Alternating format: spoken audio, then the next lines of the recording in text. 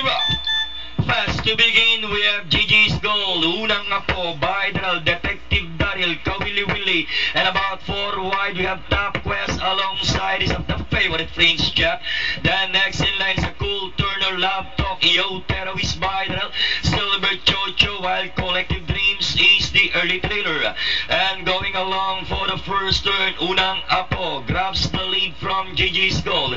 Then 2 lengths back in terms of Top Quest in the middle, Bidral, Detective Daryl, and about 3 deep is a Fringe Jeff. Then followed over by Yo Tero, alongside is a Cool Turner. Kawili Willy is racing in 8 at this moment, and a long way back to Collective Dreams, Love Talk, and Silver Chocho.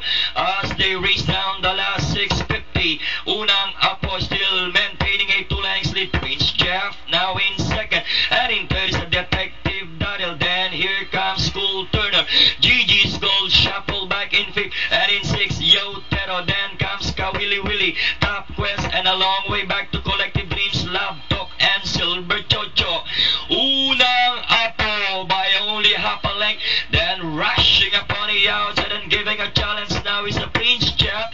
Detective Daryl in third, moving upon the outside, Cool Turner, and buyers of Gigi's goal. Then Kawili Willy about 10 wide, inside the last 100, Fringe Jeff, and by the Unang Apo, Cool Turner is on the outside, Fringe Jeff, Cool Turner is on the outside, and finally Fringe Jeff just got there, but close with Cool Turner. Then comes Unang Apo, Kawili Willy.